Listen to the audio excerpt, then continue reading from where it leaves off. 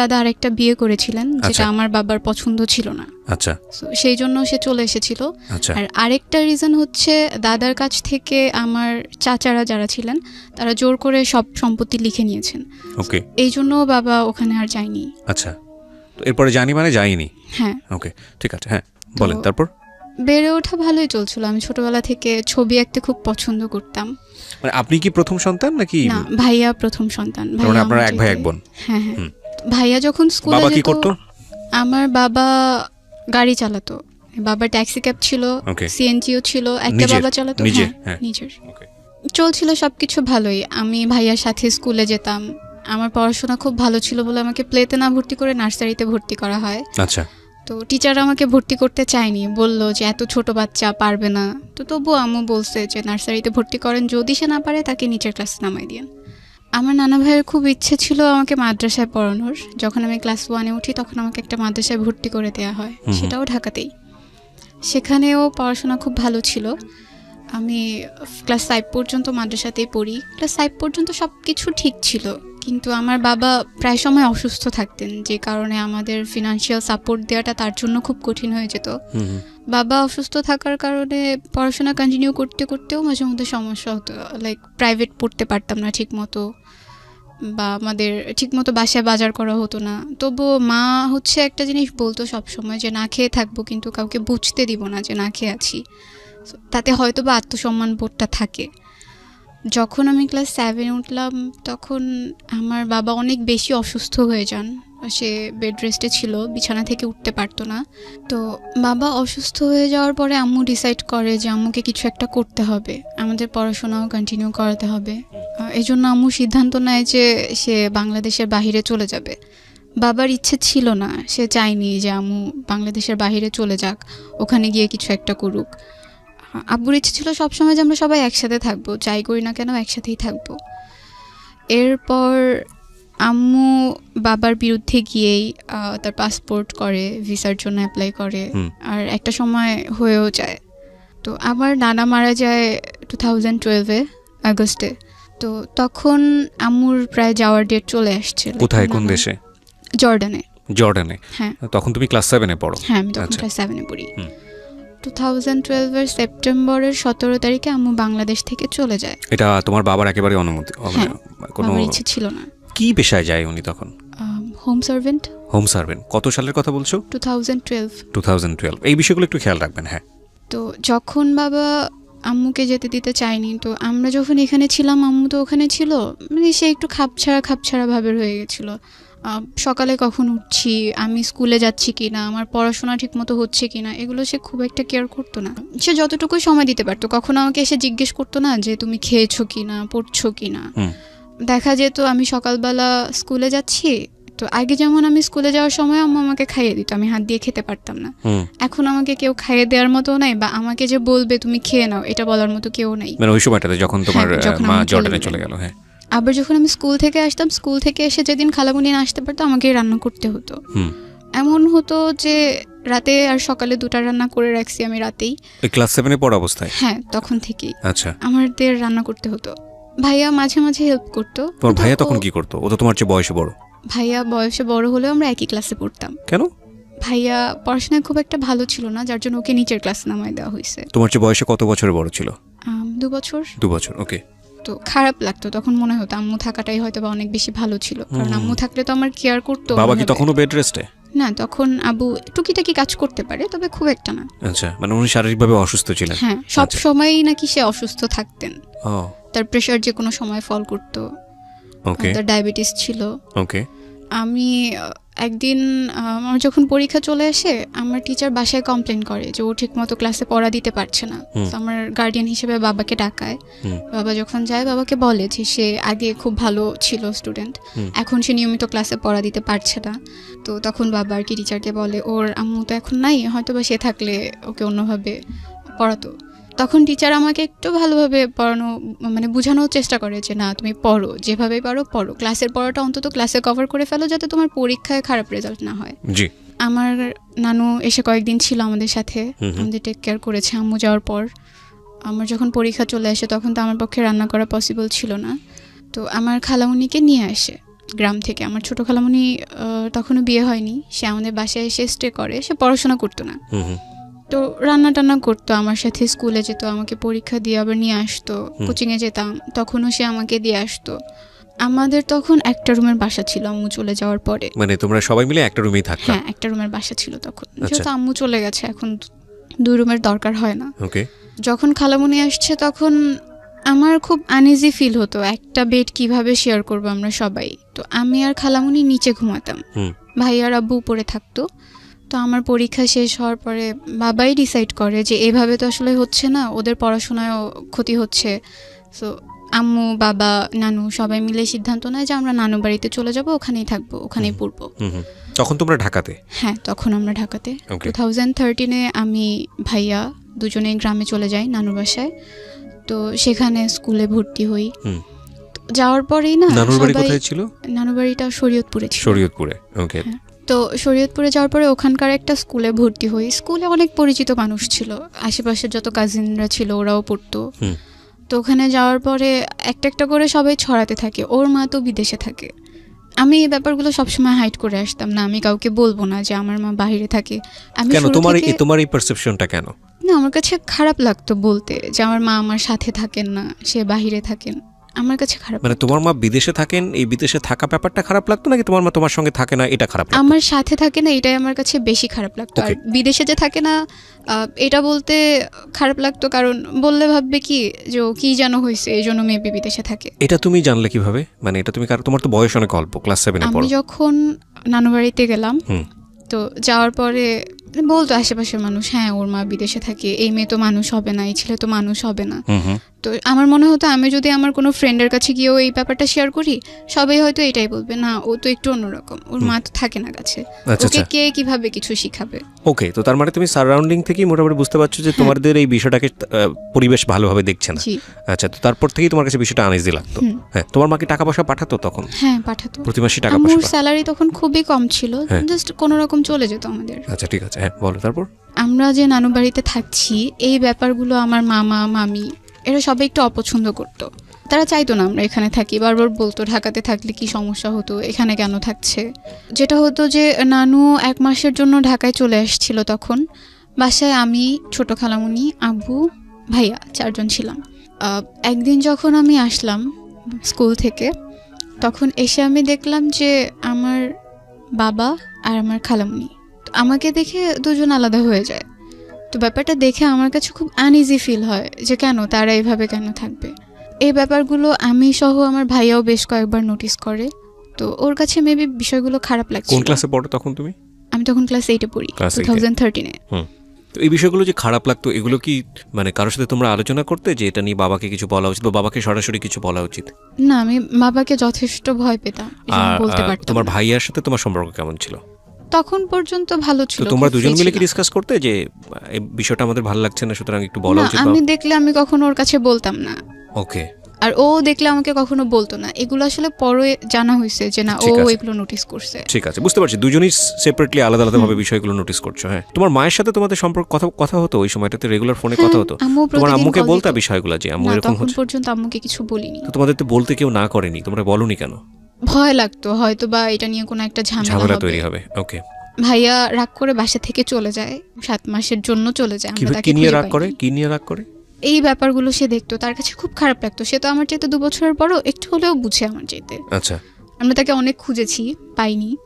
না, তোমার ভাই যে 7 মাসের জন্য গেল, সে কি তার মার সঙ্গে যোগাযোগ করতো ওই সময়টাতে? না, কারোর সাথে যোগাযোগ করতো না সেই সময়টাতে। তো আম্মুকে যখন ভাইয়ার কথাটা বলা হয়, আম্মুকে প্রায় 1 মাসের মতো হাইড করা হয়। আম্মু যখন কল দিয়ে বলতো যে ভাইয়াকে দেওয়ার কথা, তো আমরা দিতে পারতাম না, কারণ ভাইয়া তো ছিল না। বলা হতো যে না, এখানে গেছে ওখানে গেছে, ও এখন না। This is the most complex story.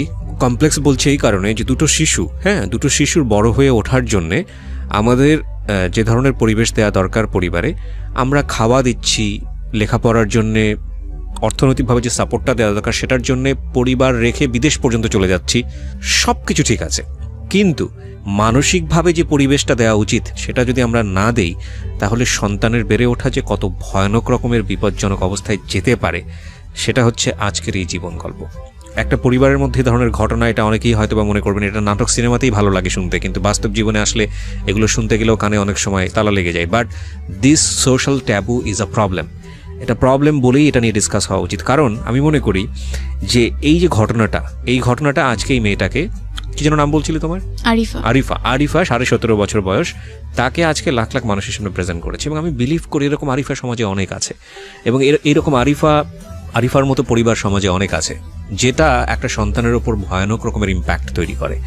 এবং আমি সবসময় এই জিনিসগুলোর বিপক্ষে, মানে বিপক্ষে ইন আ সেন্স যে আপনি যখন আপনার বেবিটাকে নিয়ে আসলেন দুনিয়াতে, তার মানে আপনি একটা রেসপন্সিবিলিটি নিয়ে এসছেন, এবং সেখানে কোনো কম্প্রোমাইজ নাই। আপনি যদি একটা মানুষের সুস্থ জীবন দিতেই না পারেন, পারিবারিকভাবে হোক অর্থনৈতিকভাবে হোক, তাহলে আপনি তাকে কেন নিয়ে আসলেন? প্রথম কথা হচ্ছে এটা। দ্বিতীয় কথা হচ্ছে, যদি আপনার সামর্থ্য না থাকে, আপনাকে চেষ্টা করতে হবে, প্রতি মুহূর্তে চেষ্টা করে যেতে হবে। ওই চেষ্টাটাই হলো আপনার প্রমাণ করে যে না, আপনি চেষ্টা করে যাচ্ছেন। কিন্তু আপনি চেষ্টা করলেন না, এমন কিছু করলেন যেটার জন্য একটা সন্তান ভয়ানক রকমভাবে মানসিকভাবে ক্ষতিগ্রস্ত হচ্ছে। এবং এই ক্ষতিগ্রস্ত ব্যাপারটা অর্থনৈতিকভাবে দেখা যায় না, কিন্তু একটা মানুষকে শেষ করে দিতে পারে। দেখুন, একটা বাচ্চা কিন্তু পরিবার থেকে বের হয়ে গেছে, এবং যে বাবা যে কাজটা করছে বা মা যে বিষয়টা করলো, এই বিষয়গুলো নিয়ে একটু ডিসকাস হওয়া উচিত ছিল যে প্রবলেমটা আসলে কোথায়। আমরা কি আমাদের প্রয়োজনটা ভুলে যাব? না, প্রয়োজনটা ভুলে যাব না, কিন্তু আমাদের প্রয়োজনটা যেন আরেকজনের জীবনে করতে হয়। মানে সব মিলে পরিবারের অবস্থাটাও তখন খুব একটা ভালো ছিল না। এরপর আমি জেএসসি পরীক্ষা যখন দিব, রেজিস্ট্রেশন করা শেষ, সেই মুহূর্তে একদিন রাতে প্রায় 12টার পর আমাদের কাছে একটা কল আসে। তো নানুর ফোনে কলটা আসে। কল আসার পর নানু রিসিভ করে দেখে যে ভাইয়া কথা বলতেছে। ওকে, মানে ওর ভয়েসটা তো চিনতো। তো কথা বলার পর নানু হুট করে ভয় পেয়ে আমার কাছে কল দিয়ে দিছে যে এতদিন পরে সে কোত্থেকে কল দিল, কিভাবে আসলো। তো ভাইয়া আমার সাথে কথা বলতেছে, মানে তার বিহেভটা পুরো চেঞ্জ হয়ে গেছে। লাইক আগে সবাই ওকে খুব ভদ্র বলতো, আমি খুব বদমেজাজি ছিলাম, এই জন্য আমাকে কেউ খুব একটা পছন্দ করতো না, বাট ভাইয়াকে সবাই অনেক বেশি ভালোবাসতো। তো এখন ওর সাথে যখন আমি ফোনে কথা বলতেছিলাম, আমার কাছে মনে হচ্ছে সব কিছু কেমন যেন চেঞ্জ, ওর কথাবার্তা, আচরণ। আর সে আমাকে তখন একটা কথা বলছিল যে আমি এখন সিগারেট খাচ্ছি। এই হ্যাবিটটা তার কখনোই ছিল না। এটা বলার পরে আমি ফোনটা কেটে দিছি ভয়ে, যে এটাকে আসলে আমার ভাই, সে তো আমার সাথে এই ধরনের কথা কখনো বলে নাই। ভয় পেয়ে কেটে দেওয়ার পরে নানু আমাকে জিজ্ঞেস করলো কি হয়েছে। তো আমি বললাম যে ও আমাকে বলতেছে ও সিগারেট খাচ্ছে। এটা বলার পরে সে আবার কল দিয়ে কথা বলে। তো নানু তখন জিজ্ঞেস করে আব্বুর কাছে কল দিচ্ছে কিনা বা আম্মুর সাথে কথা হয়েছে কিনা। তো তখন ও বললো যে আম্মুর তো নাম্বার নাই আমার কাছে, বাট আব্বুর সাথে কথা হয়েছে। আব্বু বলছে যে কালকে আব্বুর ওখানে যেতে, আমি কালকে ওখানে যাব। তো ও আসলো। কয়েকদিন সে ঢাকাতে ছিল, আমার মেজো খালামণির ওখানে ছিল। তারপর তাকে শরীয়তপুরে নিয়ে আসা হয়। তখনও সবকিছু ভালোই চলছে। আমার কিন্তু তোমরা জিজ্ঞেস করলে না তুমি কোথায় ছিলা এতদিন যাবত, কি কেন সিগারেট খেয়েছো, কি প্রবলেম, কি হচ্ছে? সে বলতো যে তার কাছে ভালো লাগেনি, তার পড়াশোনা ভালো লাগতো না, এই জন্য সে চলে গিয়েছিল। এক্স্যাক্ট রিজনটা সে তখন পর্যন্ত বলেনি কাউকে। ওকে, কারণ বাসায় আসার পরে সে জানে যে এখন পর্যন্ত সবকিছু ঠিকঠাক, ওই ব্যাপারগুলো এখন পর্যন্ত কেউ জানে না, এজন্য সেও বিষয়টা এড়িয়ে যায়। তো আমার যখন পরীক্ষা কাছে আসে, আমার মামারা সবাই একদিন বাড়িতে আসে। আসার পরে আমি শুনছি যে আমাকে দূরে রেখে তারা সবাই কিছু একটা নিয়ে ডিসকাস করছে, আমাকে ব্যাপারগুলো জানতে দিচ্ছে না। আমার পরীক্ষা যখন চলে আসছে তার 2 দিন আগে আমি ঘুমিয়ে পড়ছি। আমি তখন ছোটো খালামণির সাথেই ঘুমাই। আমি আর খালামণি ঘুমানোর পরে রাত 2টা বাজে আমার ঘুম ভেঙে যায়। আমি প্রচুর এফএম শুনতাম, মিডনাইট পর্যন্ত এফএম শুনতাম। তো শুনতে শুনতে ঘুমায় পড়তাম। সেদিন এফএমটা শোনা হয়নি, মামারা সবাই বাসায় ছিল, এই জন্য 2টা বাজে যখন আমার ঘুম ভেঙে যায়, আমি তখন বাইরে খুব শাউট শুনতে পারি যে সবাই খুব চিল্লাচিল্লি করছে আর বলছিল আমার নাম নিয়ে যে ওকে তো এখানে রাখা যাবে না, ওকে এখানে রাখলে আমরা কেউ এই বাড়িতে আসবো না। আমার বড় মামিও বলছিল যে ও কেন এখানে থাকবে, এত কিছুর পরেও আপনি ওকে এখানে রাখতে চান। এগুলো আমার নানুকে বলার পরে নানু জাস্ট বলছিল যে আমি ওকে ফেলতে পারবো না, আমি ওকে কোথায় রাখবো, ও কার কাছে গিয়ে থাকবে, আমি ওকে আমার সাথেই রাখবো।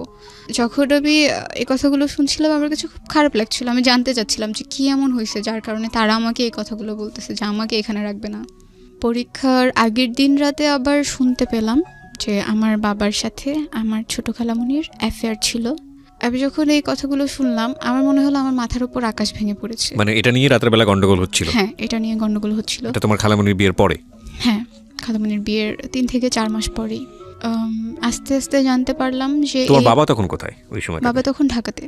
আচ্ছা, সে তখন ঢাকাতেই ছিল, ঢাকাতেই থাকতো। তো যখন এগুলো হয়, এই কথাগুলো যখন হচ্ছিল, তখন খালামণি নানুর বাসায় ছিল। তার হাজবেন্ডের সাথে তার তখন ঝামেলা চলছিল। এই ব্যাপারগুলো নাকি আরও প্রায় 2 মাস আগে থেকে কথাবার্তা হচ্ছিল, কিন্তু এইভাবে না। তখন পর্যন্ত খুব একটা কেউ জানতো না। বড় মামার বাসায় নাকি ছোট খালামণির হাজবেন্ড বেড়াতে চায়, সেখানে গিয়ে সে মামা আর মামির সাথে এই কথাগুলো শেয়ার করে যে এরকম এরকম একটা কিছু হয়েছে। যখন আমাকে এগুলো বলা হয়, আমাকে একদম আমার নানু সামনাসামনি বলছিল যে তোর বাবাকে আমরা এত ভালো জানতাম, তোর বাবা এই কাজটা কিভাবে করলো। আমি তখন পড়ছিলাম, আমার পরীক্ষা পরের দিন। আমার কাছে প্রচণ্ড খারাপ লাগছিল, আর আমি বিশ্বাস করতে পারছিলাম না যে আমার বাবা এমন কিছু একটা করতে পারে। আর এখন যে এই ব্যাপারটা অনেক দূর এগিয়ে গেছে, যেখানে আমার আম্মু আমার খালামণিকে অনেক বেশি আদর করতো, তার জামা কাপড় থেকে শুরু করে এভরিথিং আম্মুই দিত। আমার পরীক্ষার আগের দিন পর্যন্ত তো এগুলো ঠিক আছে, আম্মুর সাথে আমার তখন পর্যন্ত কথা হয়নি। আমি যে আম্মুকে ফোন দিয়ে বলবো যে মা এগুলো তো ঘটছে, তুমি কি কিছু জানো কি না, সেই সুযোগটাও আমি পাইনি। পরের দিন আমার পরীক্ষা, আমার প্রথম পরীক্ষার দিন। মা বাবার কাছে তো সবাই দোয়া চায়, যদি দূরে থাকে তাও দোয়া চায়। আম্মুর সাথে কথা বলতে পারিনি, কিন্তু আব্বুকে আমি কল দিলাম। কল দেওয়ার পরে আমার বাবার প্রথম প্রশ্ন ছিল, তুমি কার সাথে থাকতে চাও, তোমার আম্মুর সাথে নাকি আমার সাথে? তো আমার আসলে অনেক খারাপ লাগে, আমি তো দোয়া চাওয়ার জন্য আব্বুর কাছে কল দিছিলাম। এইরকম কোনো একটা প্রশ্ন আমি আশা করিনি। আমি তখন কিছু বলিনি, কলটা কেটে দিছি। কেটে দেওয়ার পরে পরীক্ষা দিতে গেলাম। এক্সাম হলে গিয়ে আমি লিখতে পারছি না, মানে আমার বারবার মনে হচ্ছে এসব কী হচ্ছে আমার চারপাশটায়। সব কিছু তো খুব ভালো ছিল, গোছানো ছিল, এগুলো কেন হচ্ছে? আমার বাংলা পরীক্ষাটা খুব খারাপ হয়। তো পরীক্ষা যখন দিয়ে আসছিলাম, আমি তো খুব কান্না করছিলাম। আমার 2টা খুব ক্লোজ ফ্রেন্ড ছিল স্কুলে, তো ওরা আমাকে জিজ্ঞেস করে কি হয়েছে, কান্না কেন করতেছি, সব কিছু তো ঠিক ছিল, হঠাৎ করে কি হলো? তো আমি তখন শুধু এইটুকু বলছিলাম যে আমার মামারা চায় না আমি আর নানু বাড়িতে থাকি, কিন্তু আমি এখান থেকে গিয়ে কোথায় থাকবো, আমার তো Okay. কারোর সাথে থাকার মতো জায়গা নেই। তো বলতেছে কেন, আঙ্কেল আছে না, আঙ্কেলের কাছে গিয়ে থাক, তোর তো এটা আরও ভালো একটা অপশন, ঢাকায় গিয়ে পড়তে পারবি, আবার সব কিছু আগের মতো হয়ে যাবে। তো আমি বললাম যে না, এটা পসিবল না, যেহেতু এখানে থাকা স্টার্ট করছি, আমি চাই এখান থেকে পড়াশোনাটা কন্টিনিউ করতে। আর নানু যতটা আদর করে এতটা আদর কেউ আমাকে করবে না। আমি পরীক্ষা দিয়ে বাসায় আসার পরে তখন এই ব্যাপারগুলো নিয়ে গণ্ডগোল হচ্ছে। তো নানু তখন মামাদেরকে বলল যে ওকে যদি তোরা এখানে না রাখিস, আমিও এখানে থাকবো না। আর তোর যদি ইচ্ছা হয়, আমার বড় মামাকে বলছে যে তোর যদি ইচ্ছে হয় তুই আমাকে খাবারের কোনো টাকা টুকা দিস না, আমার লাগবে না, আমি এভাবেই চলতে পারবো, যা আসে জমি থেকে সেটা দিয়ে চলতে পারবো। তো নানুর সাপোর্টটা আমার মনে হয় তখন সবচেয়ে বেশি কাজে লেগেছে মেন্টালি স্ট্রং থাকার জন্য।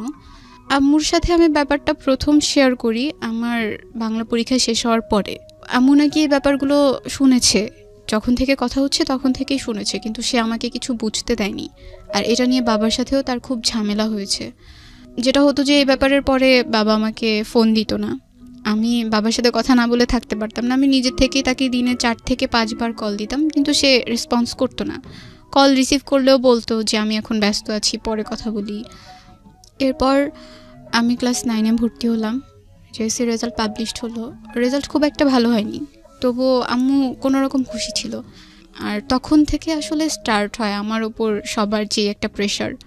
আমি কারো বাসায় গেলেই প্রথম প্রশ্ন হতো, তুই কিছু জানতি না, তুই কি কিছু দেখিস নাই, এগুলো যে ঘটছে একদিনেই ঘটে গেল, তোর কি কখনো চোখে পড়ে নাই? তখন কিছু বলার ছিল না আমার, আমি ওখান থেকে চলে আসতাম। এরপর থেকে আশেপাশের মানুষগুলোর সাথে আমি কথা বলা খুব কমিয়ে দিই, কারো বাসায় যেতাম না, সবাইকে অ্যাভয়েড করা স্টার্ট করে দিই যে না, আমি আমার মতো করে থাকবো, কাউকে লাগবে না। যখন ক্লাস 9-এ ভর্তি হলাম, ক্লাসে পারফরমেন্স ভালো থাকার কারণে টিচাররা আমাকে খুব আদর করতো, সবাই চিনতো। একদিন তখন ফেব্রুয়ারি ছিল, আমি করিডোরে দাঁড়ানো ছিলাম স্কুলে, আমার একটা ফ্রেন্ড আমার সাথে ছিল। তো আমাদের স্কুলে কলেজও আছে। হঠাৎ করে কলেজের ভাইয়েরা যখন যাচ্ছিল, আমার একটা ফ্রেন্ড বলছিল, একটা ছেলেকে দেখিয়ে বলছিল যে এই ছেলেটা তো খুব সুন্দর, আমার খুব ইচ্ছে করে এর সাথে প্রেম করতে, যদি আমাকে বলতো আমি এক পায়ে রাজি হয়ে যেতাম।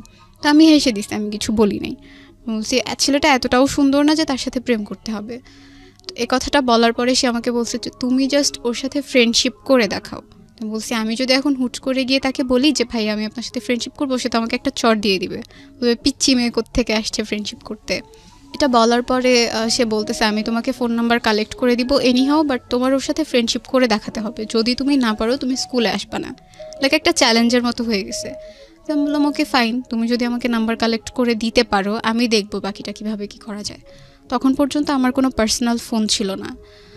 তো প্রায় 1 মাস পরে সে আমাকে একদিন মেসেজে একটা নাম্বার দিল, আর তার নামটা আমি এখানে বলতে চাচ্ছি না।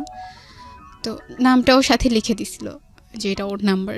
তো আমি ওকে জিজ্ঞেস করলাম কিভাবে কালেক্ট করছো, বলল যে আমার একটা ফ্রেন্ড আছে তার কাছ থেকে কালেক্ট করে দিছি। কোন ক্লাসে পড়ো তখন তুমি? তখন আমি ক্লাস 9-এ। ক্লাস 9-এ পড়ো। তোমার ভাই কি তোমার সঙ্গে থাকে? না, ভাইয়া তখন ঢাকাতে থাকতো, ঢাকাতে আব্বুর সাথে। বাবার সঙ্গে থাকতো? হ্যাঁ। তুমি থাকতো তোমার নানুর সঙ্গে? হ্যাঁ। আচ্ছা। তো আমি সেদিন রাতেই একটা মেসেজ দিই। মেসেজ দেওয়ার পরে হ্যাঁ, ছেলেটাকে মেসেজ দিই। ছেলেটা কি তোমাদের স্কুলের কলেজ সেকশনে পড়তো? হ্যাঁ হ্যাঁ। ওকে। সে তখন ইন্টারমিডিয়েট ফার্স্ট ইয়ারে পড়তো। তুমি তখন ক্লাস 9-এ? হ্যাঁ। তো মেসেজ দেওয়ার পরে সে রিপ্লাই দেয়, সাথে সাথেই রিপ্লাই দেয়, জিজ্ঞেস করে কে। তো আমি আমার পরিচয়টা গোপন রেখেই তার সাথে কথা বলছিলাম। জি।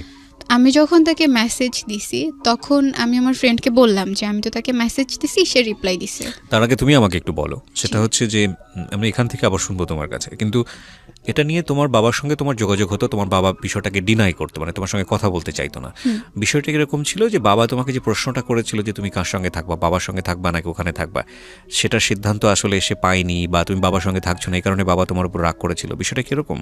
না, বিষয়টা এমন না। বাবা আসলে চাইতোই না, সে আমাদেরকে দূরে সরাতে চাচ্ছিল আস্তে আস্তে। সে চাচ্ছিল তার মতো করে আলাদা থাকতে। আচ্ছা।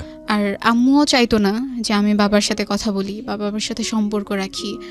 আর ভাইয়া থাকতো, ওর তো ঢাকায় থেকে আবার পড়াশোনা করা স্টার্ট করে দিছে, ওর ওখানে থাকার মতো খুব একটা জায়গা ছিল না। তো এই জন্য ও বাবার সাথে থেকেই পড়াশোনাটা করতো। তুমি এই ঘটনা ঘটার পরে মার সঙ্গে কি এই বিষয়গুলো নিয়ে কথাবার্তা হলো? মা কি তোমাকে কিছু জিজ্ঞেস করেছিল এই বিষয়গুলো নিয়ে? আম্মু আমাকে কিছু জিজ্ঞেস করেনি। আমি যখন পরীক্ষা দিয়ে আসার পর আম্মুর সাথে কথা বললাম, আমার খুব মন খারাপ ছিল। পরীক্ষা তো ভালো হয়নি, তার উপর বাসায় এত কথা হচ্ছে। তো আম্মুকে আমি বললাম যে মা, আমার পরীক্ষা ভালো হয়নি। জিজ্ঞেস করলো কেন? আমি বললাম বাসায় এরকম এরকম কথা হচ্ছে, তারা আমাকে এখানে রাখতে চাচ্ছে না, কারণটাও বললাম। তো বলতেছে আচ্ছা ঠিক আছে, তুমি কয়েকদিন থাকো, পরীক্ষাটা দাও, তারপর দেখা যাবে কি হয়। তো ওই ছেলেটাকে আমি যখন মেসেজ দিই তখন আমি আমার ফ্রেন্ডকে সাথে সাথে ইনফর্ম করলাম যে আমি তো ওকে মেসেজ দিছি। আমার ফ্রেন্ড যার কাছ থেকে ফোন নাম্বারটা এনে দিছে তাকে সাথে সাথে বলে দিছে যে তাকে তো মেসেজ দিছে, সে তো রিপ্লাই দিছে। এটা বলার পরে সেই ছেলেটা আবার এই ছেলেটাকে নক করে মেসেজে যে তুমি কার সাথে কথা বলতেছো মেসেজে, আমি কিন্তু জানি। তো তখন আর কি তাকে জিজ্ঞেস করে নাম বলো, কার সাথে কথা বলতেছি, কে আমাকে মেসেজ করছে, তার অ্যাড্রেস দাও। তো আমি একটা মিথ্যে অ্যাড্রেস দিয়েই তো পরিচয়টা স্টার্ট করি। সে সেই অ্যাড্রেসটাই বলে, সেও জানতো না আসলে আমি কে। তো আমার হচ্ছে জাস্ট ফ্রেন্ডশিপ করাটা একটা ইস্যু ছিল, আর কিছু ছিল না। আমি ফ্রেন্ডশিপ করার পর তার সাথে কথা বলা বন্ধ করে দিব, এরকম কিছু একটা প্ল্যান ছিল। তোমাদের যে ফ্রেন্ডশিপের জায়গা থেকে আমি আবারও ফিরি, কিন্তু তার আগে আমাকে একটু বলো, তোমাদের বাবার সাথে মার যে দূরত্ব বা সেপারেট হয়ে যাওয়ার যে ব্যাপারটা, সেখানে যেই ব্যক্তিটি মানে তোমার আন্টি, তো সেখানে ওনার যে 3 মাস পরে যে প্রবলেমটা হলো বিয়ের পরে, ওনার অবস্থা কি দাঁড়ালো ওই ঘটনার পরে? উনি তখন নানুর বাসাতেই থাকতো, আমাদের সাথেই থাকতো, কিন্তু আমি খালামুনির সাথে কথা বলতাম না। কথা বলতে না তুমি? উনি ওই বাসাতে থাকতো কেন? ওনার শ্বশুর বাড়ি কি সমস্যা হচ্ছিল ওখানে? তো তখন ডিভোর্স হয়ে গেছে। ও, ডিভোর্স হয়ে যায় তখন এই ঘটনার প্রেক্ষাপটে? ডিভোর্স হয়ে যায়। এই জায়গাটায় ছোট্ট একটা বিরতি দিতে চাই। It's a very complex story অবশ্যই, এবং যতটুকু স্কুলে পড়াশোনা করে আসছে আর খুব ভালো ফ্রেন্ড। তো এটা জানার পরে সে আমার কাজিনকে জিজ্ঞেস করে এই নামের কি তোদের ওখানে কোনো মেয়ে আছে? বললো হ্যাঁ আছে। তো সে যেটা করে, আমার নানু বাসার কাছে এসে আমাকে একটা মেসেজ দেয় যে আপনি একটু বের হন। আমার নানু বাসার কাছেই নদী ছিল, আমাকে বললো নদীর ওখানে যেতে। আমি আমার একটা মামাতো বোনকে নিয়ে ওখানে যাই। আমার ওই বোনটার সাথে আমি সব কিছু শেয়ার করতাম। তো ওকে নিয়ে ওখানে যাওয়ার পরে আমি ভাবছি মেবি সামনের দিকে একটা রাস্তা আছে, সেখান দিয়ে আসবে। তারা যে অলরেডি এসে পড়ছে এটা আমি জানতাম না।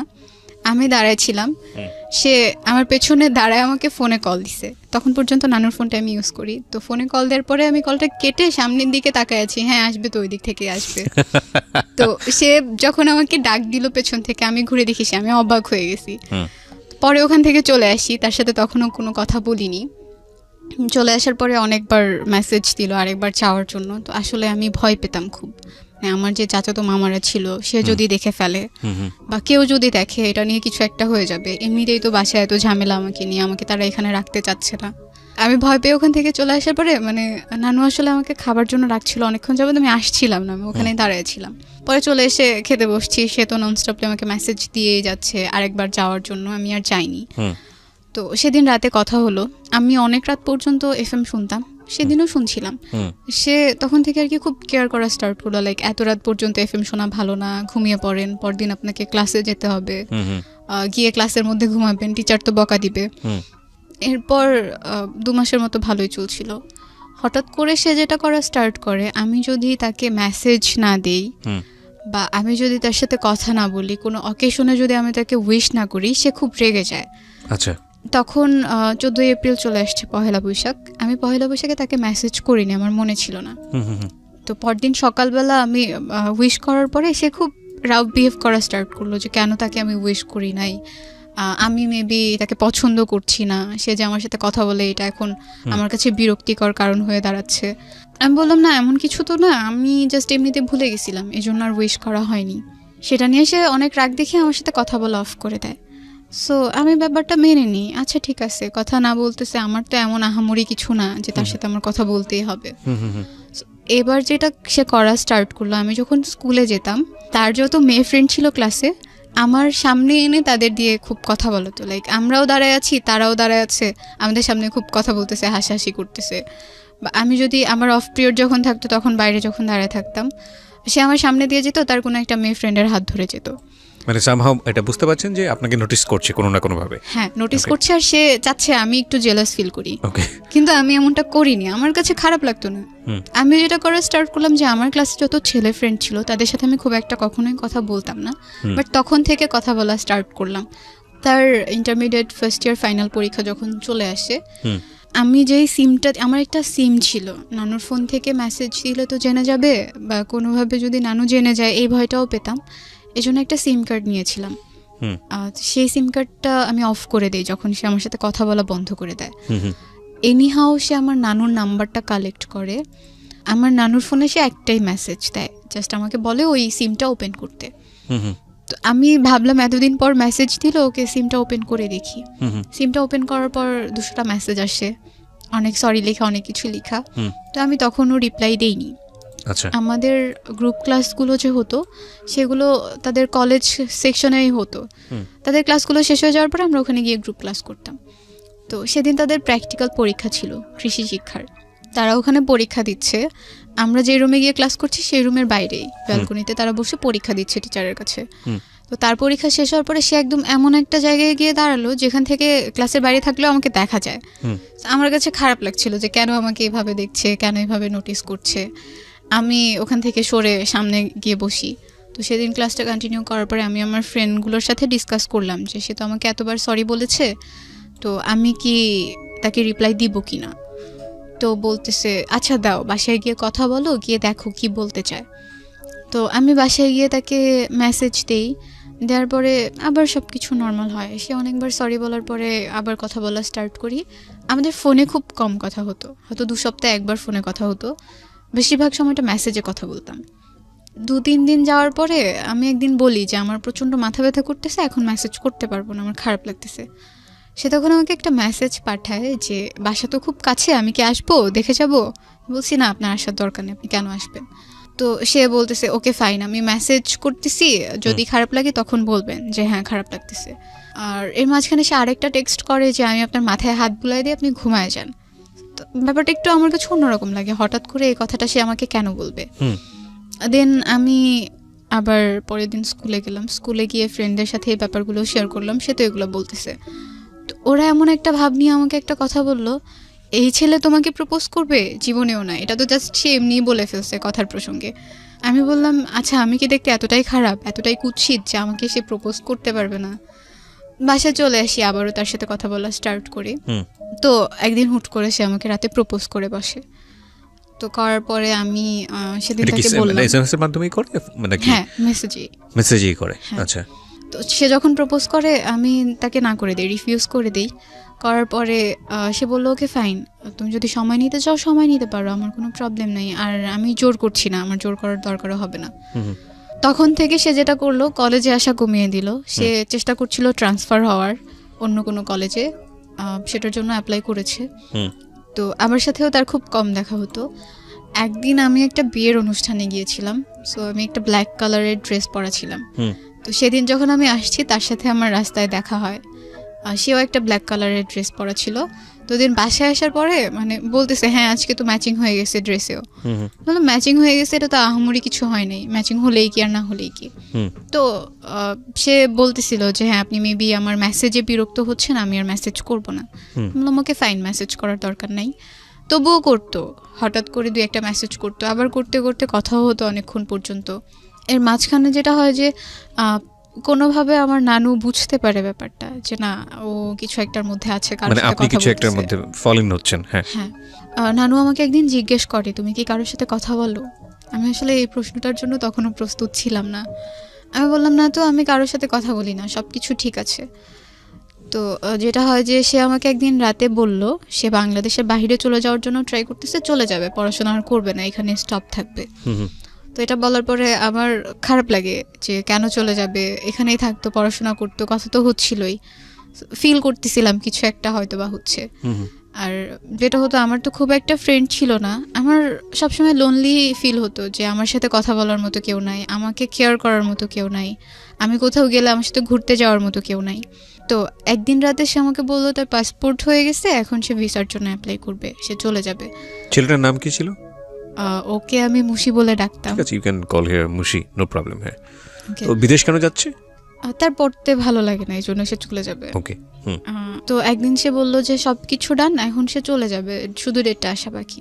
তো সেদিন রাতে অনেকক্ষণ পর্যন্ত কথা বলছি। তো সে আমাকে সেদিন একটা কথা বলছিল যে আজকের পরে হয়তো বা আর কখনো কথা হবে না, কারণ 2-1 দিনের মধ্যে তো আমি চলে যাব, এই কয়েকদিন অনেক ব্যস্তও থাকবো, সারাদিন তো আর মেসেজ করা পসিবল না, যেহেতু আমরা ফোনে কথা বলি না। তো আমি মেনে নিলাম, আচ্ছা ফাইন। তো সেদিন রাতে অনেকক্ষণ পর্যন্ত কথা বলতে বলতে আমি তার প্রতি অনেক বেশি উইক হয়ে গেছিলাম, কথা না বলে থাকতে পারতাম না, কথা বলতেই হতো, সেটা মেসেজের থ্রুতেই হোক বা ফোনের থ্রুতেই হোক। তো ওই দিন রাতে আমি তাকে সে আমাকে প্রপোজ করেছিল, সেটার অ্যান্সার দিয়ে দিই যে না I can't live without you, আমার লাগবেই আপনাকে, আমার আপনার সাথে কথা বলা লাগবেই, আমি থাকতে পারবো না এভাবে।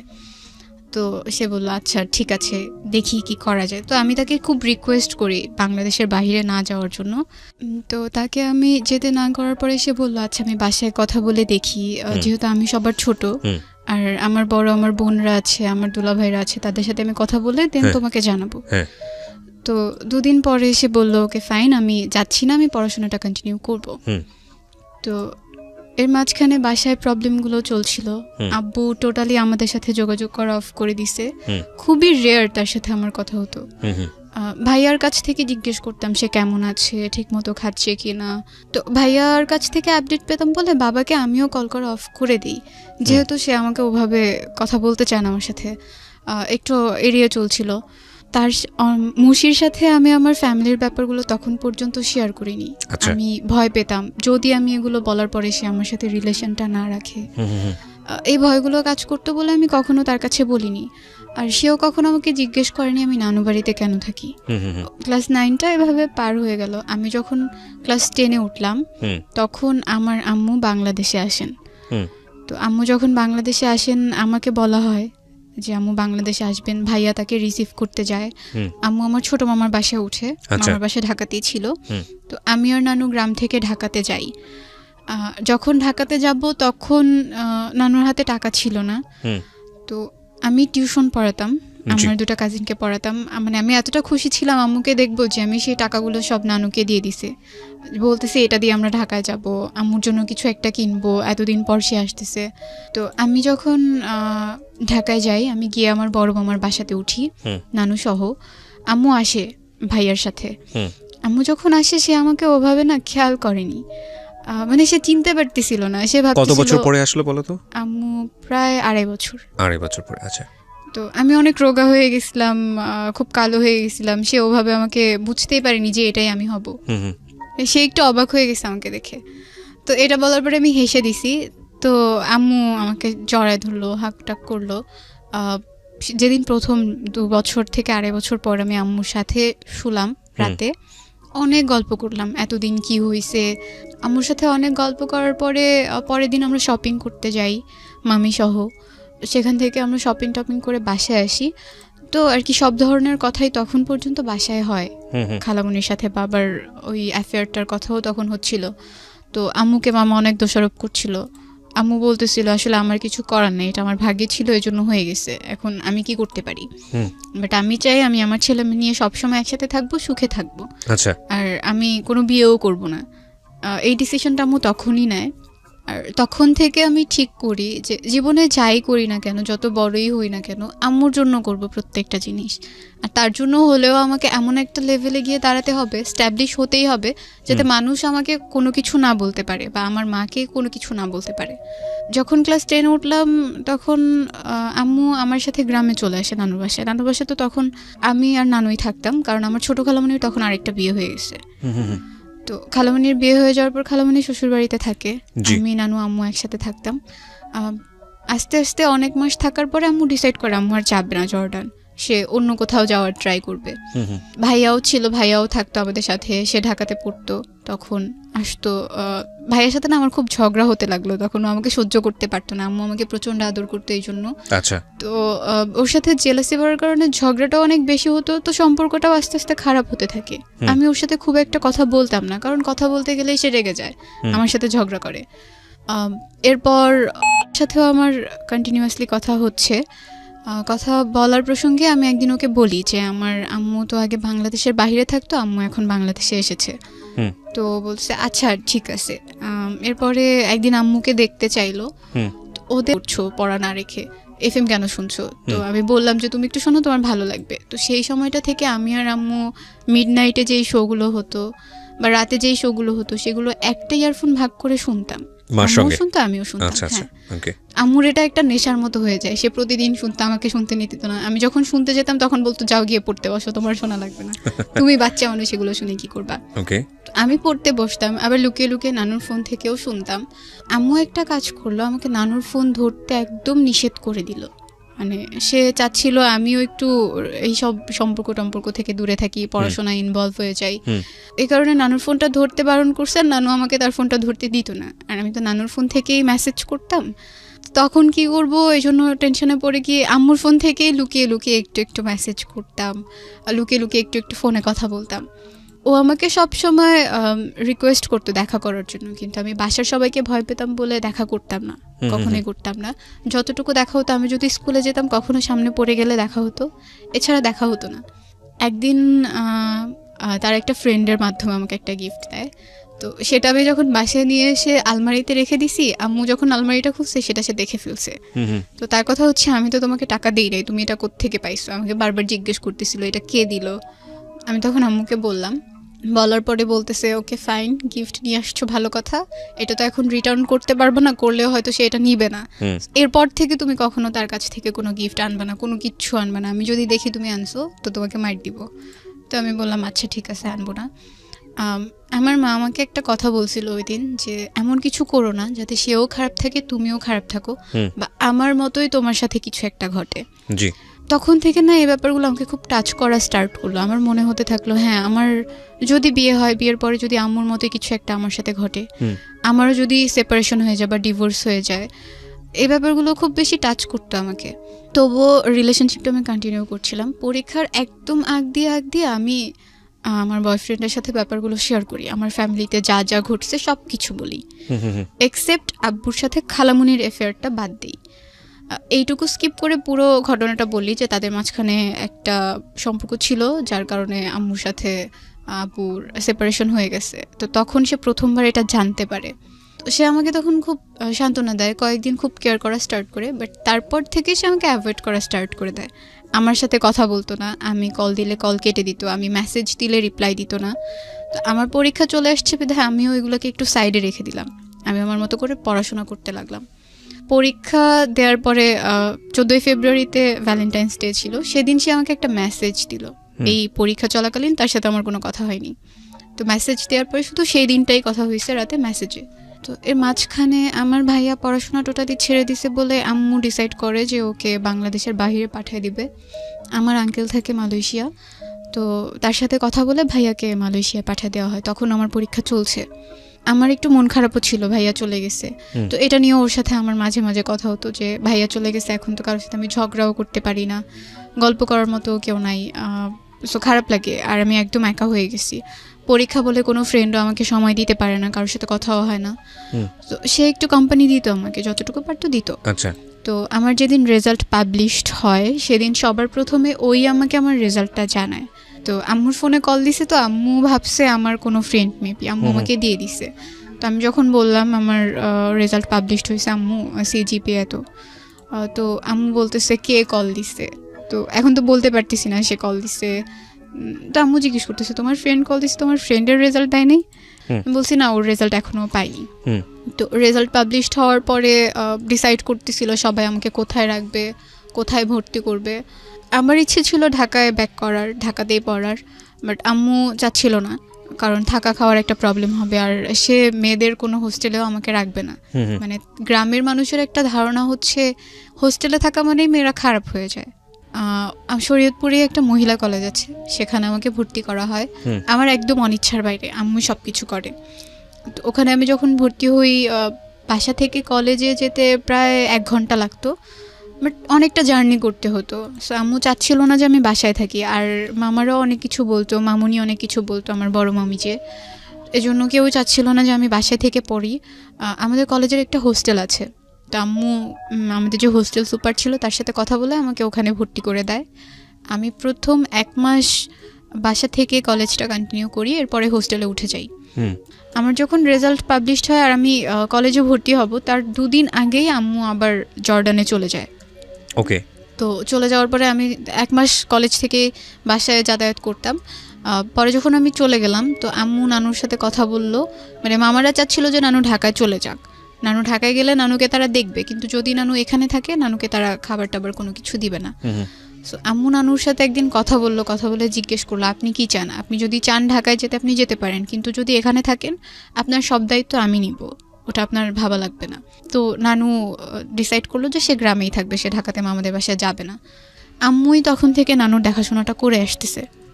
আমি কলেজে ভর্তি হয়ে গেলাম। 2016-এর ডিসেম্বরে স্কাউট ক্যাম্প হয়, আমাদের কলেজ থেকে স্কাউট ক্যাম্পে যাওয়া হয়। তো আমরা মোট 16 জন গেছিলাম। তো ওখানে গিয়ে রোভার মুডে আমাদের কলেজ থেকে যে 8 জন সিলেক্ট করা হয়, সেই 8 জনের মাঝখানে আমিও ছিলাম। তো রোভার মুডে গিয়ে আমাদের পাশের তাঁবুতেই কিছু ছেলেরাও ছিল, মেয়েরাও ছিল। তো আমি একদিন, ওরা আমাদের কাছ থেকে একটা পানির পট নিছে, তো সেটা আনার জন্য যখন ওদের তাঁবুর ভেতরে যাই, একটা ছেলে ওখানে শোয়া ছিল। তো সে কিছু একটা বলছে, আমি ওটা শুনিনি, আমি ওখান থেকে বের হয়ে চলে আসি। আমি একটু ফ্ল্যাশব্যাকে যাব, এর মাঝখানে ওর সাথে টোটালি আমার কথা অফ হয়ে যায়। আমরা কোরবানির ঈদের পরে একবার দেখা করছিলাম, তো যেদিন দেখা করি সেদিন আমরা বাইরে দেখা করি, সেটাই তার সাথে আমার বাইরে প্রথমবার দেখা। তো দেখা করার পরে ভালোই ছিল দিনটা, আমরা ফুচকা খেয়েছি, ঘুরেছি।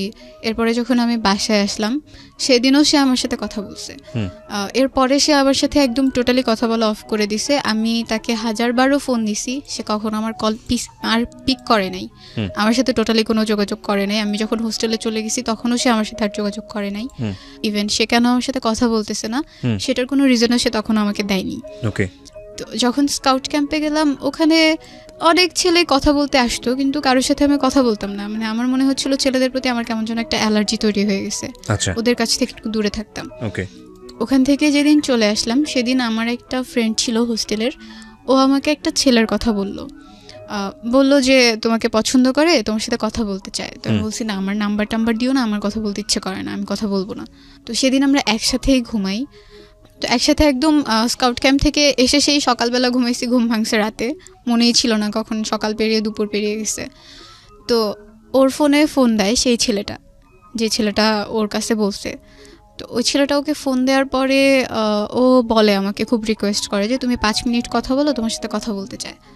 তো আমি 5 মিনিট তার সাথে কথা বলার পরে সে সব কিছু বলার পরে আমার ফোন নাম্বার চাইলো, আমি তাকে আমার কন্ট্যাক্ট নাম্বার দেইনি। তো আমি তাকে একটু অ্যাভয়েড করে থাকলাম। আমার ফ্রেন্ডের রুমে আমি কম যেতাম, কারণ আমার মনে হতো আমি যদি ওর রুমে যাই ও হয়তো আমাকে বলবে ওই ছেলেটার সাথে কথা বলতে। তারপরের দিন আবার এরকম কথা বললো। তো কথা বলার পরে আমার মনে হলো যে আচ্ছা একটু কথা বলে দেখি কেমন, এতবার যখন রিকোয়েস্ট করছে কথা বলি। তখন কি তোমার মুশির সঙ্গে সম্পর্কটা আছে? না, নাই। আচ্ছা, ওকে, ঠিক আছে, বলো। তো ওর সাথে কথা বললাম, 2-3 দিন কথা বললাম। এরপরে আমাদের হোস্টেলটা ছুটি দিয়ে দিছে, ফার্স্ট ইয়ার ফাইনাল এক্সাম শেষ, এজন্য ছুটি দিছে। তো আমরা সবাই বাসায় যাব হোস্টেল থেকে। তো যেদিন আমি বাসায় যাব, আমার ফ্রেন্ড যে ওই ছেলেটাকে বলে রাখছে যে তুমি আসবা, ওর সাথে তোমাকে দেখা করাই দিব। এটা আমি জানতাম না, আর ওই ছেলেটাকে সেটাও আমি জানতাম না। আমাদের পাশের তাঁবুতেই নাকি ছিল, আমি তখনও তাকে দেখিনি। পরে আমরা যখন বাসায় যাব তখন আমার ফ্রেন্ড ওকে ফোন দিয়ে আসতে বলে, ওর সাথে ওর 2টা ফ্রেন্ডও আসে। সেদিন আমি ওকে প্রথম দেখি, মানে আমার মনে হয়নি যে স্কাউট ক্যাম্পে যে 5 দিন ছিলাম, এই 5 দিন আমি তাকে একবারও দেখেছি। আমার একবারের জন্য মনে হয়নি, কেমন যেন অপরিচিত অপরিচিত মনে হচ্ছিল। তো আমরা তখন ডিসাইড করলাম বাসায় যাওয়ার আগে আমরা ঘুরতে যাব। তো শরীয়তপুরে একটা পার্ক আছে নড়িয়াতে, সেই পার্কে গেলাম, সবাই ঘুরলাম, অনেক ছবি টবি তুললাম। তো সেখান থেকে বাসায় চলে আসলাম। বাসায় এসে আমার ফোন থেকে কথা বললাম। তো কথা বলার পরে সে তো অনেক আগেই প্রপোজ করে ফেলেছিল, বাট আমি তখন তাকে কিছু বলিনি। আমার ইচ্ছে ছিল এমনিতে কয়েকদিন কথা বলবো, এরপরে কথা বলা অফ করে দিব। আমার কোনো রিলেশনশিপে যাওয়ার ইচ্ছে ছিল না। তো হোস্টেল থেকে আবার যখন ব্যাক করলাম, আমি তখন শুধু একটা এয়ারটেল সিম কার্ড ইউজ করতাম, তার ছিল জিপি। তো কল রেট বেশি জিপিতে। সো সে আমাকে বললো একটা জিপি সিম কিনে নিতে। আমি আমার খালামণিকে দিয়ে একটা জিপি সিম রেজিস্ট্রেশন করে কিনে নিলাম। তো আবার যখন হোস্টেলে ব্যাক করলাম তখন জিপি সিম থেকে কথা হতো। একদিন রাতে আমি তাকে সব কিছু শেয়ার করব ভাবলাম, কারণ আমার মনে হচ্ছিল মুশির সাথে আমার ব্রেকআপটা হয়তো আমার ফ্যামিলি পারসেপশনের কারণেই হয়েছে। তো এই জন্য আমি চাইলাম এবার যদি আমি কোনো রিলেশনশিপে যাই, এইগুলোর জন্য যেন কোনো প্রবলেম আমাকে ফেস করতে না হয়। যদি সে সব কিছু মেনে রিলেশনটা কন্টিনিউ করতে চায় করবে, আর যদি সে না চায় এখন থেকেই বাদ দিয়ে দিব কথা বলবো না। তো আমার আগে যে রিলেশন ছিল সেটা বলেছি, এখনও যে তার সাথে আমার ফাইনালি ব্রেকআপ হয়নি এটাও বলেছি।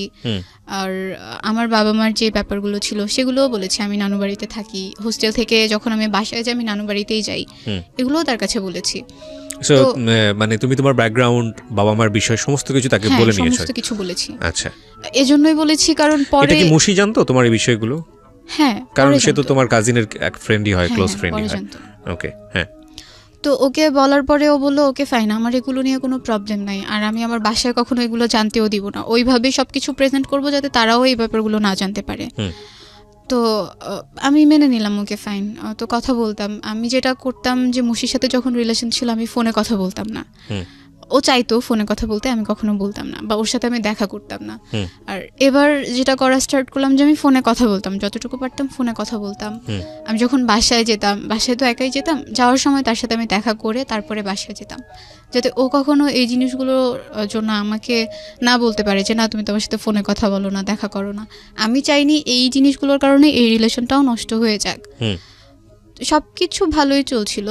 তো আমার একটা রুমমেট আপু ছিল, সে আমাকে মানে ও খুব বেশি ফোন দিত বলে আমার রুমমেট আপু একদিন আমাকে বললো জাস্ট 6 মাস যেতে দাও, এই জিনিসগুলো আর থাকবে না এরকম, প্রথম তো এই জন্য এত ভালো লাগতেছে। ওকে। তো আমি ওকে বলি কথাটা যে আপু তো এরকম কিছু একটা। আমি এগুলো নিয়ে তার সাথে বেশ কয়েকবার কথা বলেছি, যখনই কথা বলতাম তখনই সে রাগ হয়ে যেত, আর আমাকে একটা কথাই বলতো যে তোমার সাথে রিলেশন করা আমার জীবনে সবচেয়ে বড় পাপ। একদিন মানে কথা প্রসঙ্গে বলতে বলতে সে একদিন আমাকে বলে উঠলো যে আমার মা তো কখনো তোমাকে মেনে নিবে না, তুমি যেই ফ্যামিলির মেয়ে, যেমন একটা ফ্যামিলি ব্যাকগ্রাউন্ড আছে তোমার, এই ফ্যামিলির মেয়েকে তো কেউ কখনো বিয়েই করবে না, আর আমি আমার বাসায় তোমাকে নিয়ে কিভাবে দাঁড়াবো। তো তখন আমি তাকে বললাম যে রিলেশনের আগেই তো আমি এগুলো সব বলে নিছি, এমন না যে আমি বলিনি, তো এখন কেন এইসব কথা আমাকে শুনতে হচ্ছে। তো বলছি তোমার যদি ভালো না লাগে তুমি রিলেশন না রাখো আমার সাথে, আমার কোনো প্রবলেম নাই। তখন আমার সেকেন্ড ইয়ারে উঠে যায় আর কি, আমার পড়াশোনার প্রেশারটা অনেক বেশি বেড়ে যায়, কারণ সেকেন্ড ইয়ারে খুব একটা সময় পাই না আমরা। ওর খুব ইচ্ছে ছিল, ফরহাদের খুব ইচ্ছে ছিল ডিফেন্সে জব করার। সে আর্মিতে জবের জন্য খুব একটা ট্রাই করতে থাকে, তার হয়েও যায়। হয়ে যাওয়ার পরে জানুয়ারিতে, এই যে 2019-এর জানুয়ারিতে তার ট্রেনিংয়ে যাওয়ার কথা। তো তখন সে আমাকে বলে যে ট্রেনিংয়ে যাওয়ার আগে সে বিয়ে করে রাখবে। তো আমি বলতেছি এটা কেমন কথা, আমার এখন 18 বছর হয় নাই, আর আপনিও ম্যাচিউরড না, স্ট্যাবলিশও না, সো বিয়ের প্রসঙ্গ এখানে আসে না। আর সেকেন্ডলি আমি আমার বাসায় না বলে বিয়ে করব না, যেহেতু আমার মা আমার কাছে অনেক কিছু, সে আমার জন্য এতটা করছে, আমাকে সে পড়াচ্ছে, ফিনান্সিয়াল সাপোর্টটা দিচ্ছে, আমি যখন যা চাচ্ছি তাই পাচ্ছি, তাকে না বলে আমি এমন কোনো কিছু করতে পারবো না। তো সে বললো যে না আমরা পরে বলবো, সমস্যা হবে না, বাট এখন বিয়েটা করে রাখবো। আচ্ছা, তো আমি একদমই মত দিইনি এটাতে। এরপর এই ব্যাপারগুলো নিয়ে না প্রতিদিন আমাদের মাঝখানে ঝগড়া হতো, লাইক সে বলতেই থাকতো দিনে বেশ কয়েকবার যে না এটা করতেই হবে, না করলে রিলেশন রাখবো না। এক পর্যায়ে আমি রেগে গিয়ে বলে দিতাম ওকে ফাইন, রিলেশন রাখা লাগবে না, বাট আমি বিয়ে করব না। তো তখন আম্মুও জানে যে মুশির সাথে আমার কোনো রিলেশন নাই, আর এখানে এই রিলেশনটার ব্যাপারে আম্মু তখনও জানে না, আমি চাইনি সে জানুক আবার। এরপরে সে একদিন আমাকে অফার করে আমি যদি তাকে বিয়ে না করি তার সাথে আমার ফিজিক্যাল রিলেশনে যেতে হবে। এটা অফার করে? হ্যাঁ, আমার মানে খুব খারাপ লাগছিল যে কেন বিয়ে না করলেই কি এটা করতে হবে, এমন তো কোনো কথা নেই। তো সে আমাকে বলল যে তুমি তো তোমার আগের রিলেশন যার সাথে ছিল তার সাথে অনেক কিছু করে বেড়াইছো, আমি তো সবই জানি। তো এই কথাটা যখন সে আমাকে বলছে তখন আমি তাকে জিজ্ঞেস করলাম কিভাবে জানেন, কি করে বেড়াইছি, কি প্রুফ আছে আপনার কাছে, সেগুলো আমাকে দেখাতে হবে। তো বলতেছে না আমি কেন দেখাবো, আমি শুধু জানি যে হ্যাঁ অনেক কিছু হয়েছে, আর সেই তো আমাকে সব কিছু বলছে। তো ব্যাপারটা আমার খুব ইগোতে লাগে যে কেন আমাকে এভাবে সে বলবে। তো আমি তখন মুশির সাথে কথা বলি এই ব্যাপারটা নিয়ে, আর ওকে তখন আমি প্রথমবার বলি এই রিলেশনটার ব্যাপারে, এর আগে আমি নিজে কখনো ওকে গিয়ে বলিনি। অনেকদিন পরে এইসব ব্যাপার নিয়ে কথা বলাতে ও খুব একটা ইন্টারেস্ট দেখাচ্ছিল না এই ব্যাপারগুলো নিয়ে কথা বলাতে, যেহেতু তার সাথে আমার অনেকদিন পর কথা হচ্ছে। তো ওকে জিজ্ঞেস করার পরে ও জাস্ট বললো যে না তার সাথে আমার কথা হয়নি, একদিন জাস্ট আমাকে বলছে তোমার সাথে তার রিলেশন চলতেছে, এইটুকুই। এরপরে আমি তাকে ব্লক করে দিছি, এছাড়া তার সাথে আমার কোনো কথাই হয়নি। তো পরে বুঝতে পারলাম যে ফরহাদ এগুলো বানিয়ে বানিয়ে বলছে। আচ্ছা। এরপর আমি যখন ঢাকায় বেড়াতে আসি, ফরহাদও আসে ঢাকায় বেড়াতে, আসার পর 1 ঘন্টা সে আমাকে এই জিনিসটার জন্য ফোর্স করতে থাকে, না তোমাকে এটা করতেই হবে যদি তুমি বিয়ে না করো। তো এর মাঝখানে আমার ইন্টারমিডিয়েট পরীক্ষাও চলে আসে, পরীক্ষাটা আমি দেই, আল্লাহর রহমতে পরীক্ষাটা আমার ভালো হয়েছে। তো পরীক্ষা ভালো হওয়ার পর আমি অ্যাডমিশন টেস্টের জন্য ঢাকায় আসি। ঢাকায় আসার পরে সে ঢাকায় আসে আবার, ফরহাদ ঢাকায় এসে আবার আমার সাথে দেখা করে। তো সেদিন প্রায় 2 ঘন্টার মতো আমি তার সাথে ছিলাম, সেদিনও সে এই একই ব্যাপার নিয়ে কথা বলতেছে। আমি চাচ্ছিলাম একটু ভালো সময় কাটাতে, আমি চাচ্ছিলাম তাকে সব খুলে বলতে, তাকে বোঝাতে যে না এটা করা ঠিক হবে না, এটা কেন করব, আর বিয়েও যদি করি সেটাও পরে করব, এখনো তো বিয়ের বয়স হয়ে যায় না যে এখনই বিয়ে করা লাগবে। এটা বলার পরে সে খুব রাগ করে আমার সাথে, আর আমার সামনে তার ফোনের যে সিম কার্ডটা ছিল সেই সিম কার্ডটা ভেঙে ফেলার পর আমাকে বলে আজকের পর থেকে আমি তোমার সাথে কখনো কথা বলবো না। বললাম ওকে ফাইন, কথা বলা লাগবে না। তার আরও একটা সিম কার্ড ছিল, সেটা দিয়ে আবার আমাকে নক দেয়, আবার অনেক বুঝায়, কিন্তু আমি এই জিনিসগুলো বারবার অ্যাভয়েড করছিলাম। তো আমি তাকে বললাম যে সামনে তো আমার অ্যাডমিশন টেস্ট, এগুলো নিয়ে আমি কোনো প্রেশারের মধ্যে থাকতে চাই না। রোজার ঈদের মধ্যে আমি আবার গ্রামে আসি নানু বাসায় বেড়াতে। জি। নানু বাসায় থাকি 2 দিনের মতো, 2 দিন পরে আমি ঢাকায় যাই, গিয়ে আমি আমার একটা ভাইয়ার বাসায় বেড়াতে চাই ঢাকায়। ভাইয়ার বাসায় যখন যাই আমার প্রচণ্ড রকমের জ্বর চলে আসে, প্রচণ্ড কাশি আসতো, কাশির সাথে রক্তও পড়তো। তো সবাই ভাবছিল যক্ষা হয়েছে হয়তো। তো এটার জন্য হসপিটালে যাওয়া লাগতো আমার প্রায় প্রতিদিন, কফ পরীক্ষা করা লাগতো, ব্লাড টেস্ট করা লাগতো। একদিন কফ পরীক্ষা করার পর সেটা রিপোর্ট দেয়, তো বলে যে আবারও কফ পরীক্ষা করা লাগবে। তো আমি কফ পরীক্ষা আবারও করতে যাই, যাওয়ার পরে সেদিন রিপোর্ট নিয়ে জাস্ট গাড়িতে উঠছি, এখন বাসায় যাব। বাসায় যখন যাওয়ার জন্য গাড়িতে উঠলাম, হুট করে আম্মু আমাকে কল দেওয়ার পরে আম্মু আমাকে বলতেছে তুমি কই। আমি বললাম যে হ্যাঁ আমি এখন হসপিটাল থেকে বাসায় যাচ্ছি। তো আম্মু বলল যে তোমাকে একটা কথা বলবো, তুমি একটু সাইডে গিয়ে আমাকে কল দাও। তো গাড়িতে ছিলাম এই জন্য সাইডে যেতে পারিনি, গাড়ি থেকে নেমে আমি আম্মুকে কল দিলাম। কল দেওয়ার পর আমাকে বলতেছে তোমার বাবা আজকে মারা গেছে। হোয়াট? হ্যাঁ, আমাকে আম্মু তখন বলে যে তোমার বাবা আজকে মারা গেছে। তো তার ভেতরে কথাটা বলার মধ্যে না ওরকম কোনো ফিলিংস ছিল না যে সে কান্না করতেছে, সে ইমোশনাল হয়ে গেছে, এমন কোনো কিছু ছিল না। হুট করে যখন এটা শুনলাম, এর মাঝখানে বাবার সাথে তো আমার কোনো যোগাযোগ ছিল না, আমি জানতামও না যে সে কোথায় আছে, কার সাথে আছে। আম্মু মাঝে মধ্যে নাকি কল দিত, আম্মুর সাথে মাঝে মধ্যে কথা হতো। আম্মুকে বললাম যে আচ্ছা ঠিক আছে আমি তোমার সাথে পরে কথা বলি, এটা বলে আমি বাসায় চলে আসলাম, ভাইয়াদের বাসায়। তো এর মাঝখানে সবাই জেনে গেছে ব্যাপারটা, সবাইকে বলা হয়েছে। তখন পর্যন্ত না আমার খারাপ লাগতেছিল না, আমার কেন জানি মনে হইতেছিল যে বাবা মনে হয় মরে গেছে, ভালোই হয়েছে। এখন হয়তো বা তাকে কেউ বলবে না যে সে তো খারাপ ছিল, এখন হয়তো বা কেউ তার উপর ভাগ বসাতে আসবে না, বা আমার আম্মুকে আর কোনো কথা শুনতে হবে না। আমি মনে মনে খুশি হয়েছি যে হ্যাঁ মরে গেছে তো ভালো হয়েছে। এখন তো আমি বলতে পারবো সবাইকে যে আমার বাবা মারা গেছে, এখন আমাকে এই কথাটা বলতে হবে না যে আমার বাবা মা সেপারেট, তারা আলাদা থাকে। The line is very very important for everybody. যারা ফ্যামিলিতে আছেন, সন্তান যদি আপনার কাছে ইম্পর্ট্যান্ট হয়ে থাকে, এই কটা লাইন একটু মাথায় রাখেন সারাটা জীবনের জন্য। ওকে, এরপর আমি ভাইয়ার বাসায় গেলাম। ভাইয়ার বাসায় যাওয়ার পরে ভাইয়া ভাবছে যে আমি জানি না কিছু, মানে আম্মু যে আমাকে বলছে এটাও আমি কারোর কাছে তখনও বলিনি। ভাইয়া বলতেছে তোমাকে একটু মিরপুরে যাওয়া লাগবে, তোমার ফুপ্পি যাইতে বলছে। আব্বু তখন ফুপ্পির বাসায় মারা গেছেন। তো আমি ভাইয়াদের সাথে মিরপুরে গেলাম। আমার ভেতরে ওরকম কোনো কিছুই কাজ করতেছিল না যে আমার বাবা নাই, আমার একটা জিনিস হারাই গেছে, এরকম কোনো কিছু আমার ফিল হচ্ছিল না। আমার কান্নাও আসতেছিল না। আমি ফুপ্পি বাসায় যখন যাই, রোডে অনেক জ্যাম থাকার কারণে প্রায় রাত হয়ে যায়, 8টার মতো বেজে যায়। যাওয়ার পরে ওখানে গিয়ে আমাকে প্রথম কথা শুনতে হয়, আসছে এখন ঢং দেখাইতে আসছে, বাবা মারা গেছে, তার মধ্যে কোনো কিছুই কাজ করে না, সে এখন রূপ দেখানোর জন্য আসছে, এটা বলতেছিল মেবি আমার কাজিনরা। তো যাওয়ার পরে আমি বাবাকে দেখতে পারিনি, তখন তাকে মাটি দেওয়া হয়ে গেছে কালচি কবরস্থানে। তো ওখানে 5 মিনিটের মতো মনে হয় আমি ছিলাম, এর বেশি আমি থাকিনি। আমি ভাইয়াদেরকে বলে, ফুপিদেরকে বলে চলে আসছি, কারণ আমি ওখানে কেন থাকবো, যেহেতু বাবাকে আমি আর দেখতে পারতেছি না, আর ওখানে সবাই বাজে ধরনের কথা বলতেছে, তো চলে আসছি ওখান থেকে। আসার পরে যেটা জানতে পারি যে বাবা নাকি খুব করে চাইতো আমি একবার তার সাথে দেখা করি, সে নাকি আম্মুকে সবসময় বলতো।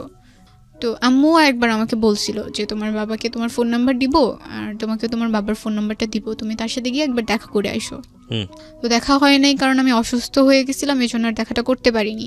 তো ওখান থেকে আসার পরে আমার অতটা